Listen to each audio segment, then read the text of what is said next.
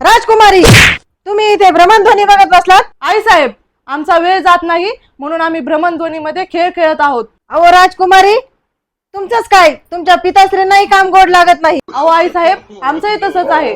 आम्हाचंही काम गोड लागत नाही. राणी साहेब, तुम्हाला असे वाटते का की आम्ही दोघे कामचोर आहोत? महाराज, तुम्ही दोघे पण कामचोर नाहीत, तुम्ही आईत खाऊ आहात.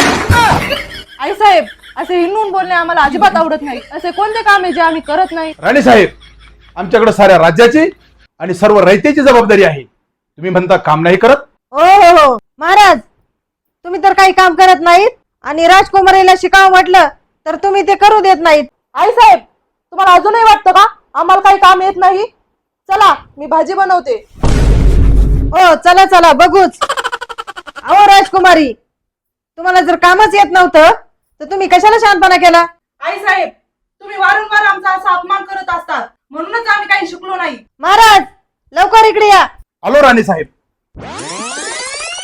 बोला राणी साहेब. अहो, एवढी मोठी घोडी झाली, तिला साधी भाजी करता येत नाही? राजकुमारी, आई साहेब खरे सांगतायत? नाही पिताश्री, आम्ही तर भाजी बरोबर बनवली, फक्त एक वस्तू टाकायची विसरलो. अहो राणी साहेब, ते तर लेकरूच आहे.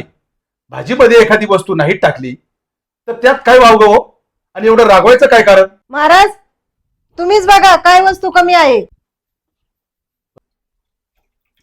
राणी साहेब, बघा हो, काय सुंदर रंग आहे भाजीचा आणि सुवास पण सुंदर आहे. राजकुमारी, कशाची भाजी बनवली हो आज? पिताश्री, बटाट्याची. अहो राजकुमारी, परंतु यामध्ये तर बटाटाच नाही. पिताश्री, आम्ही तेवढंच तर विसरलोय. महाराज, अजून ठेवा लाडू.